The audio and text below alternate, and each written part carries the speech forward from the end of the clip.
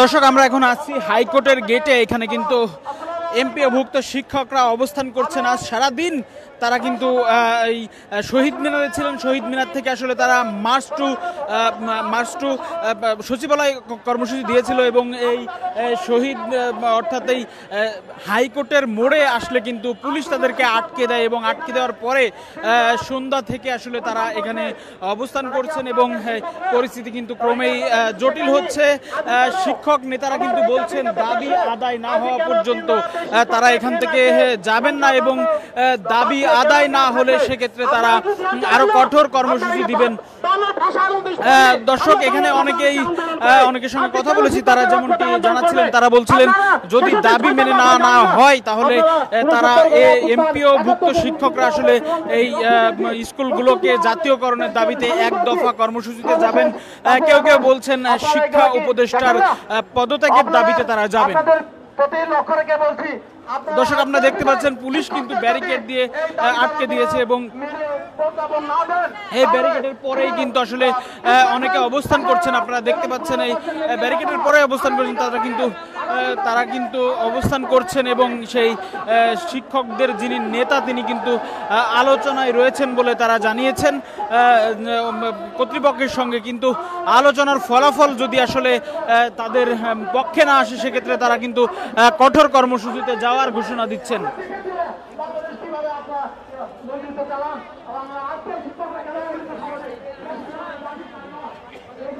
ভাই, কি সর্বশেষ পরিস্থিতি কি একটু বলবেন? সর্বশেষ পরিস্থিতি হচ্ছে যে আজকে আমাদের 12টা বাজে লং মার্চ টু সচিবালয় ছিল। তো প্রশাসনের লোক আইসা আমাদের অনুরোধ করার ফলে আমরা লং মার্চটা পিছিয়ে নেই। আমরা 4টা পর্যন্ত আমাদের কাছ থেকে মন্ত্রণালয়ের শিক্ষা সচিব আমাদের কাছ থেকে সময় নেয়। এরপর আমরা প্রজ্ঞাপনের আশায় বসেছিলাম। প্রজ্ঞাপন না দেওয়ার ফলে আমরা সচিবালয়ের উদ্দেশ্যে রওনা হয়েছি। হাইকোর্টের সামনে আমাদেরকে ব্র্যাকেট দিয়ে পুলিশ আটকে দিয়েছে এবং আমাদের এই কর্মসূচি আমাদের অব্যাহত থাকবে। আমাদের কর্মসূচি চলবে যতক্ষণ পর্যন্ত না প্রজ্ঞাপন আমরা না পাবো। যতক্ষণ পর্যন্ত প্রজ্ঞাপন না জারি করবে ততক্ষণ পর্যন্ত আমাদের আন্দোলন চলবে। আর যদি আমাদের আন্দোলন মেনে না নেয় আর যদি প্রজ্ঞাপন জারি না করে, আমাদের আন্দোলনে সবাই সমর্থন জানিয়েছে। আমাদের ছাত্রছাত্রী এবং বিশেষ করে বিভিন্ন রাজনৈতিক দলেরাও আমাদের যৌক্তিক আন্দোলনকে সমর্থন জানিয়েছে। আমরা বিশেষ করে ছাত্রছাত্রীদেরকে নিয়ে মাঠে নেমে আসবে, তখন কিন্তু সরকার এটা সামলাতে পারবে না এবং তার জন্য আমাদের শিক্ষকরা কখনো দায়ী থাকবে না। কেননা আমরা শিক্ষকরা বারবার চেষ্টা করছি, আমরা আমাদের দাবি দেওয়া আমরা বারবার মন্ত্রণালয়ে দৌড়াইছি, বারবার মন্ত্রণালয় দেয়া বারবার চিঠি দিয়েছি। এরপরও সরকার যখন মেনে না নিচ্ছে তখন আমরা রাজপথে আসতে বাধ্য হচ্ছি এবং সকল শিক্ষা প্রতিষ্ঠান এমপিওভুক্ত সকল শিক্ষা প্রতিষ্ঠান বন্ধ আছে বর্তমানে এবং ছাত্রছাত্রী মাঠে নামার জন্য প্রস্তুত। এবং যদি আগামীকালকে দাবি মেনে না নেয় তাহলে আমাদের ছাত্রছাত্রীরা অবশ্যই মাঠে নেমে আসবে। দর্শক, আপনারা দেখছিলেন যেমনটি বলছিলেন তারা। দর্শক, আপনাদের জ্ঞাতার্থে জানিয়ে রাখি আসলে এই শিক্ষকদের সঙ্গে আসলে এনসিপির নেতৃবৃন্দ এবং অন্যান্য রাজনৈতিক দলের নেতারাও কিন্তু তাদের সমর্থনে এখানে বক্তব্য দিয়ে গিয়েছেন এবং তাদের আশ্বস্ত করেছেন তাদের দাবি যৌক্তিক এবং মেনে নেওয়ার দাবি তারা সরকারের কাছে করেছেন। আপনারা এরপরেই কিন্তু তারা মার্চ টু সচিবালয় কর্মসূচি ঘোষণা করে এবং এই দাবি না মানলে তারা যেমনটি শুনছিলেন দাবি না মানলে কিন্তু তারা এক দফার ঘোষণায় যাবেন বলে হুঁশিয়ারি দিচ্ছেন এবং তারা বলছেন সারা দেশে শিক্ষার্থীরাও কিন্তু তাদের সমর্থনে নেমে আসবে বলে তারা ঘোষণা দিচ্ছেন। আমরা আরেকজনের সঙ্গে কথা বলবো, কি অবস্থা সর্বশেষ?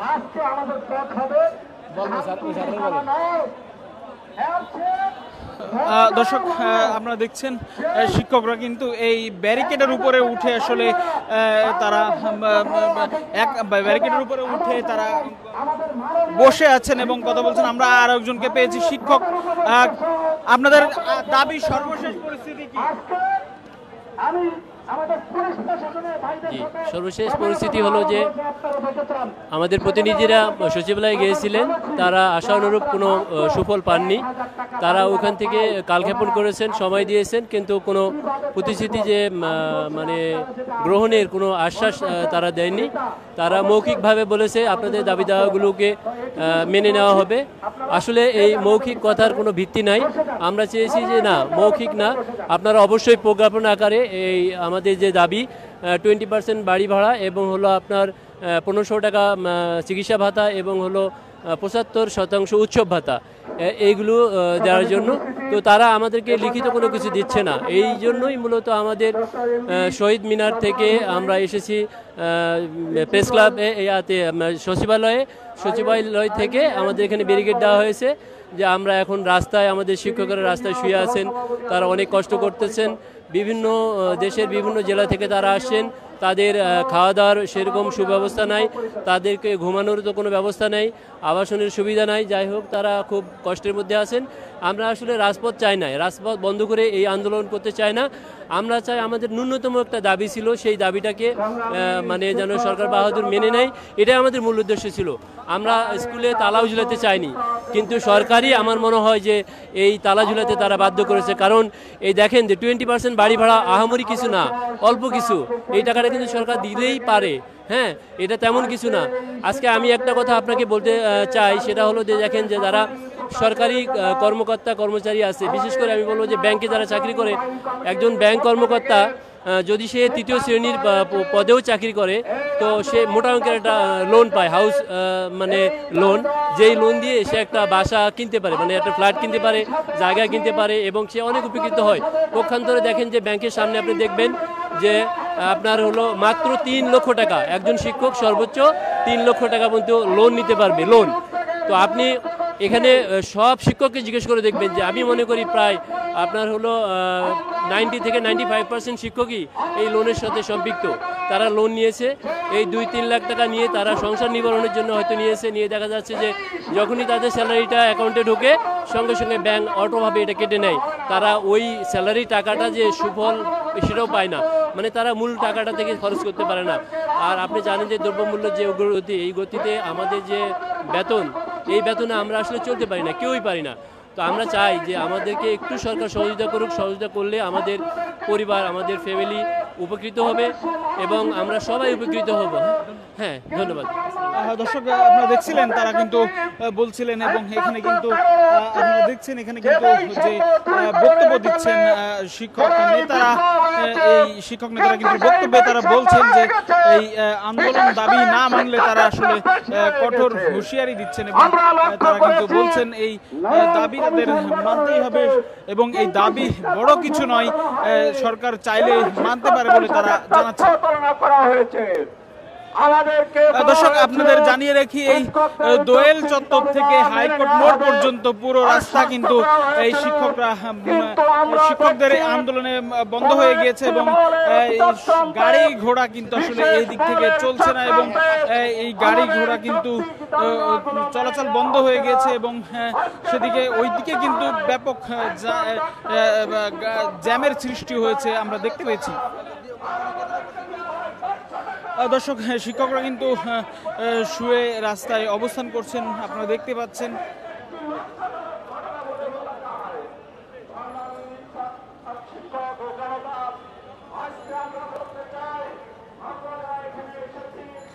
দর্শক, আপনারা দেখতেই পাচ্ছেন শিক্ষকরা কিন্তু এখানে রাস্তায় অবস্থান করছেন, এবং তারা কিন্তু কেউ শুয়ে কেউ বসে আসলে অবস্থান করছেন এই রাস্তায়। আমরা আসলে আমরা দেখতে পাচ্ছি।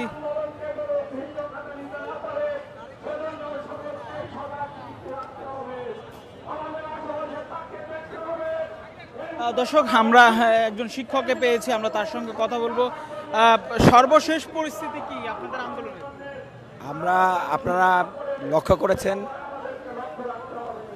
12 তারিখে আমরা প্রেস ক্লাবে ছিলাম, শান্তিপূর্ণভাবে আমরা আমাদের দাবি দাওয়াগুলো পেশ করছিলাম, কিন্তু দুর্ভাগ্যজনক হলেও সত্য, আমাদের মতো শিক্ষকদের হাতে তৈরি করা কিছু পুলিশ বাহিনী কিন্তু নির্মমভাবে, নির্দয়ভাবে আমাদেরকে পিটিয়েছে, আমাদেরকে জখম করেছে, আমাদেরকে লাঞ্ছিত করেছে।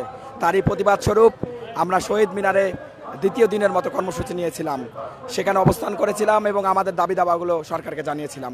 আপনারা জানেন, মিডিয়াতে প্রকাশিত হয়েছে, আমাদের দাবি আদায় করার জন্য তারা বিভিন্নভাবে আমাদের লেয়াজও করছিলেন, কিন্তু সেটা যে তালবাহানা ছিল পরবর্তীতে তাই প্রমাণিত হয়েছে। আজকে আমরা শেষ সময় 12টা পর্যন্ত লং মার্চের ঘোষণা দিয়েছিলাম, ঠিক সেই সময় এসে আমাদেরকে জানানো হলো কিছুক্ষণ সময় পেলে হয়তো তারা তাদের প্রজ্ঞাপন জারি করতে পারবে, কিন্তু ঠিক তারা যে আমাদের সাথে তামাশা করেই যাচ্ছে তার সর্বশেষ নমুনা এটা। এবং আমরা তারই প্রতিবাদে 4টার সময় লং মার্চে শুরু করি এবং সেই লং মার্চে সেখানে রাস্তার মধ্যে আমরা দাঁড়িয়েছি, পুলিশ ব্যারিকেড দিয়েছে। এখন আমাদের দাবি একটাই, আমরা আমাদের দাবির প্রজ্ঞাপন যদি না জারি হয় তাহলে কিন্তু আমরা জাতীয়করণের মতো এক দফা নিয়ে কালকে মাঠে নামবো। আমরা বলে দিতে চাই সরকারের কাছে যে আপনাদের উপদেষ্টা মণ্ডলীতে অনেক শিক্ষক রয়েছেন, সেই শিক্ষকদের কাছে আমার প্রত্যাশা ছিল তারা শিক্ষকদের দুঃখ দুর্দশা বুঝবেন। আমরা ক্লাসে ফিরে যেতে চাই, সে পরিবেশ আপনারা তৈরি করুন।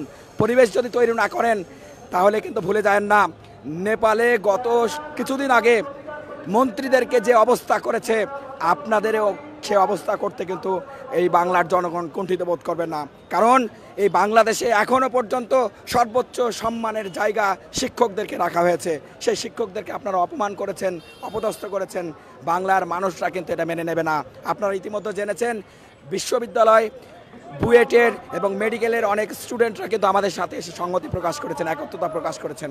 তারা যেমনটা জানাচ্ছিলেন, তারা বলেছেন মাঠে আমরা দাবি আদায় না হওয়া পর্যন্ত থাকলে তারা কালকেই আমাদের সাথে হয়তো বিভিন্ন বড় বড় মিছিল নিয়ে আসবেন। কালকেই কিন্তু আমাদের শেষ ফয়সালা। সরকারের কাছে দাবি জানাই, শুভবুদ্ধির উদয় যদি আপনাদের না হয়, শেষ পর্যন্ত জাতীয়করণের মতো কঠোর কর্মসূচি নিয়ে আমরা কালকে মাঠে নামবো ইনশাল্লাহ। আমরা সবই পারি, এটা কালকে কিন্তু আমরা দেখিয়ে দেব। সহনশীলতার সর্বোচ্চ পর্যায়ে আমরা দেখিয়েছি, এখন দেওয়ালে পিঠ থেকে গেলে কি হয়, শিক্ষকরা কিন্তু সেটার জন্য প্রস্তুতি নিচ্ছে। আপনারা আপনাদের প্রস্তুতি নিয়ে থাকেন, ইনশাল্লাহ কালকে দেখা হবে। ধন্যবাদ। দর্শক, আপনারা দেখছিলেন তারা কিন্তু বলছেন তারা কিন্তু কঠোর কর্মসূচিতে যাবেন যদি আজ রাতের মধ্যেই আসলে যদি তাদের দাবি দেওয়া না পূরণ করে সরকার, তারা কিন্তু সেই ঘোষণা দিচ্ছেন।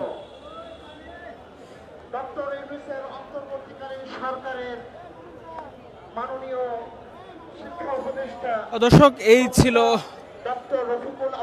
হাইকোর্টের সামনে থেকে সর্বশেষ পরিস্থিতি, শিক্ষকদের আন্দোলনের পরবর্তী পরিস্থিতির জন্য আপনারা দেশ রূপান্তরের সঙ্গেই থাকুন।